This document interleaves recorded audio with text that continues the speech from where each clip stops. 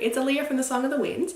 I'm back with another newer 18-inch ring light demonstration, tutorial, show and tell, whatever you like to describe it as. So normally on my channel I do a lot of talking to the camera like this, but I also do lots of camera down sort of angles when I'm showing tarot decks or doing unboxings or any of that kind of stuff. So I wanted to see how the ring light is actually going to go in those type of situations. So I thought it might be fun if we also do a little bit of a favourites and a show and tell while I'm showing you how that works. So today I'll be showing you some of my favourite things at the moment for April and also kind of for May. I've got some decks like this one. Ooh, that's new. Some exciting crystal favourites. A little bit of story time.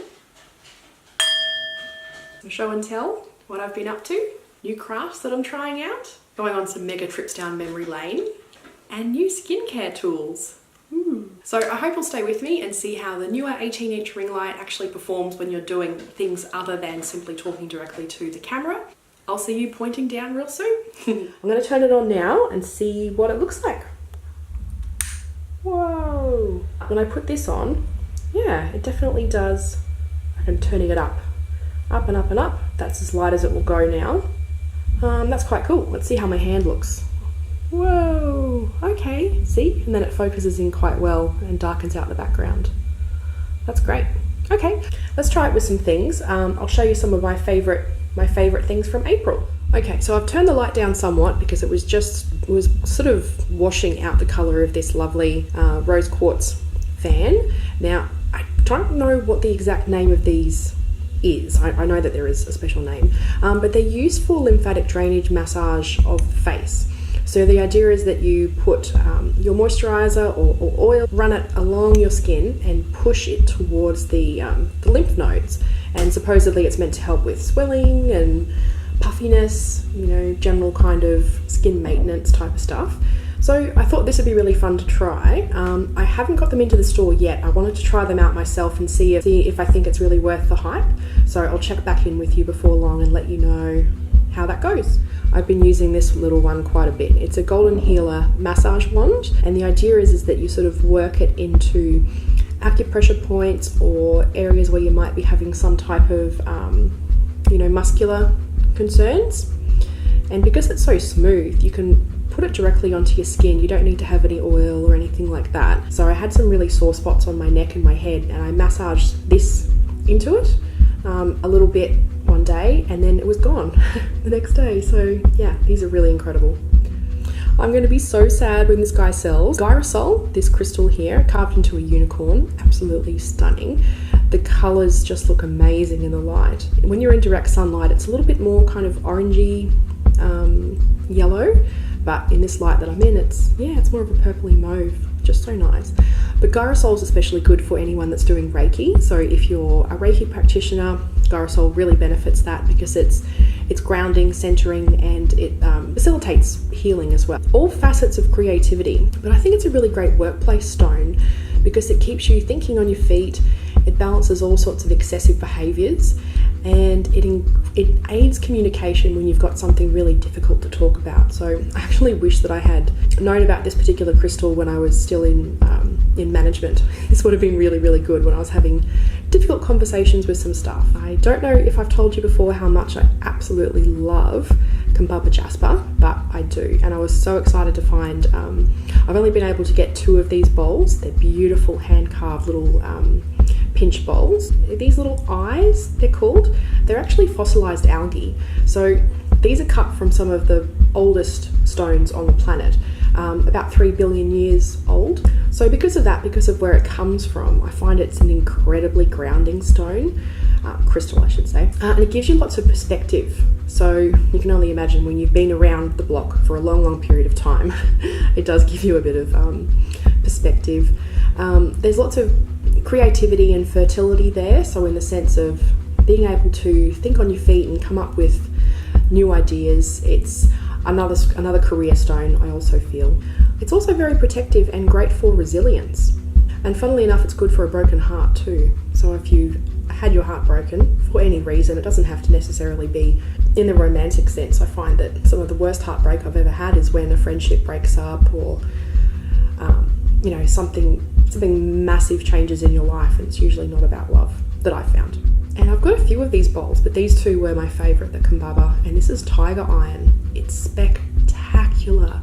It only comes from one place in the world. It's from the Pilbara region in WA, which if you've watched my other videos, you might know that I'm also obsessed with mookaite, and that's another crystal that comes from Western Australia. So yeah, there's lots of stuff going on there. It's a really, really lovely part of the world. So tiger iron, it's a combination of 3 different crystals. It's golden tiger's eye, hematite, and jasper. So because of that, connects with the 3 lower chakras so well. So root chakra, sacral chakra, and the solar plexus chakra. So incredibly grounding. Helps give you a lot of stamina as well. It's quite a heavy kind of crystal. Like, these are approximately all the same size, but I can definitely feel there's more density to this one, and it's obviously because of the hematite in it, but I feel so chilled out when I hold this. Like, really, really grounded. I almost don't want to sell it. I bought this for the store, and I'm thinking, oh, I could put my earrings in this, or I could do anything with it. I could just hold on to it. Gorgeous, look at that. It's like wood grain. I'm just obsessed. So this is Rutilated Quartz. All of these little hay-like needles, they're a mineral called rutil. Quartz crystal is already an incredible generator, but when you've got the rutilated pieces in there, it becomes an extra strong magnifier. So it gives you hope and direction. It's especially relevant in career, I feel. It helps you uncover what kind of area of your life you feel like you want change and how to go about getting something new in your life. It's also incredible for shadow work because there's so much depth. There's so many little things covered that are just kind of on the surface and you can just see them, but they're just out of reach. So I think for shadow work, this is a great crystal for that. And I'm so super obsessed with aura quartz. I've really come around these last few years about treated crystals. I think when you start adding in the metal properties alchemically with the crystal, you just come up with something new and amazing, right? It doesn't mean that it's no longer accessible, all of the original properties of the quartz. It's amplified. It's rainbow aura. Oh, it helps you release negative feelings and bring back in something positive into your life. Facilitates all type of healing. It's joyful, it's creative, and the sphere shape radiates outwards gently. So rather than having a generator where it's shooting energy out into one particular direction, really ultra focusing it on your goal, it's softer, it's more gentle, it's filling up the space, it radiates out. I think spheres are a really fantastic shape to have for a crystal. This is my favorite quartz cluster at the moment because it's got that lovely little purple hue to it, and it's because of the Lepidolite underneath. Look how it shimmers, so great. So Lepidolite helps you change behaviors and remove old patterns from your life. It helps you see new approaches, like what you might be able to do differently. So it's an incredible stone of crystal of change if you want to have any kind of positive change in your life. I love all the dusty sandstone that's attached to it on this side. It's so pretty. I want to keep it. I want to keep all of my crystals. And very last crystal for now, this Labradorite slab. Oh, so beautiful. So it's polished on this side. It's got the typical gorgeous peacock flash. But then on this side, it's been cut, but it hasn't been polished. But you can see the color is still so exquisite. And Labradorite is great for protection. It's so useful in divination. It enhances your intuition.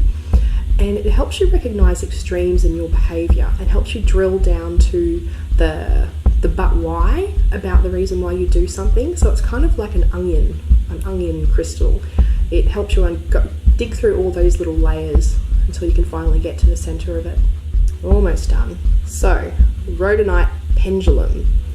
I've got quite a few pendulums and you can get them virtually anywhere. They're really quite easy to find, but good quality ones I found are hard to find. Normally the crystal is really quite small, or it's not well attached here, or you might be able to see glue and it's a bit off-putting. But I was trying a new supplier and I'm really happy with the way that they do these. So I don't know if this will be for me or if this will end up in the shop. We'll have to see, but it's just so nicely done. I was really excited to find this. It's definitely a favourite. And my last two favourites, these beautiful key rings. So you've got carnelian and hematite. And because I use crystals in almost every facet of my life, any way that I can include them into more things, I sort of jump at. And I've got a few key rings in the store already, but the quality of these was just too hard to go past. They're so nice. Love them. They're really, really well made. So I'm going to keep these two for myself, I think, and put them onto some spare keys around the house. So my other favourite, I've recently gotten into Polymer Clay and resin. So I've been playing with those, and Sophie and Toffee is one of my favourite shops. They're in Singapore, I think. Everything comes just so beautifully. I've got great supplies. So yeah, that's been fun. When I need to have some time out, I've just been doing craft. I've just been doing things that's completely removed from my, daily life, and just doing a bit of craft, and it's great. This is my lovely little singing bowl. It's very modest, nothing fancy. But it's special because my daughter has become obsessed with it, and she wants to constantly come into my room and play with the singing bowl. And she's pretty rough with it most of the time, but sometimes she gets it just right. And it's so nice, it radiates outwards. Gorgeous. If I'm not really feeling in like an incensey kind of mood, I use sound to cleanse my crystals. This is one of my favourite decks, but I don't think I've ever shown anyone before. And it's like a witchy pagan oracle deck. It was published in 2007. They had another one that came out in 2005 called The Well-Worn Path. And I'm kicking myself for not having bought it when I had the opportunity, because it's out of print now and hard to describe how I use it. Sometimes I do use it for divination, but more often than not, I pick cards that relate to the particular season and then I use them in my altar setups. The book is really great.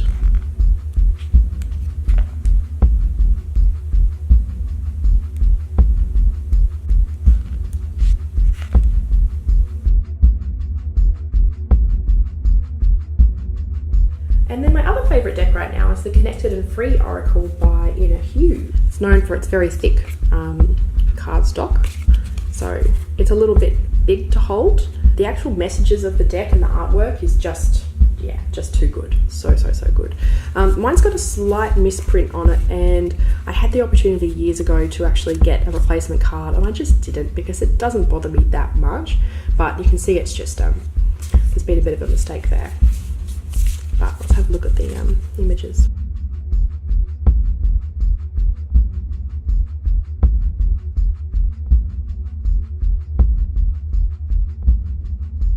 I've gotten back into candle making, and I'm just sort of playing with what supplies I have available at the moment. I'm pretty happy with this one. It's one of my favourite scents. It's Pink Peony, and I've just been playing around with some botanicals and glitters that I had in the house and some tumblestones.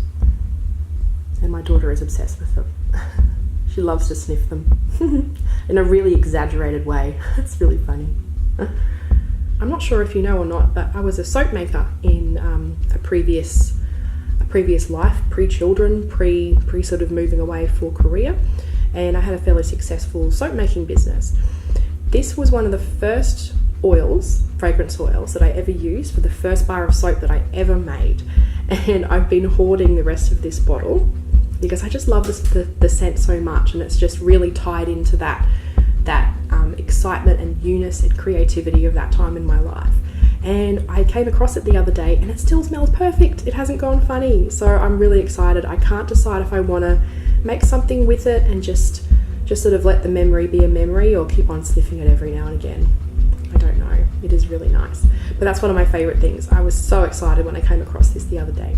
And last but not least, this is the Spirit Guide oil that I got in one of the moon boxes last year. They're called the Witch's Box or the Witch's Moon now, I think. Yeah, this was one that I hadn't really given a good go, and I started using it again recently, and yeah, the results have just been incredible. I find when I'm doing readings with this, everything just comes so much clearer and faster.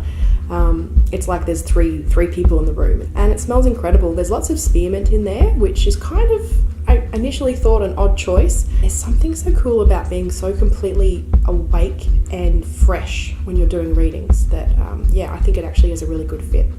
So I hope you've enjoyed today's video. Keep an eye out for my next one. It'll be about YouTube tips and tricks, things that you may not know about how YouTube works, different programs that you can use to help get a better experience out of YouTube, little things that I've learned along the way and stuff that I've picked up from other more dedicated YouTube development channels that I've been watching a lot recently that you might find interesting. So stay tuned for the next one. I'm posting videos now twice a week, so it shouldn't be too long to wait until the next one.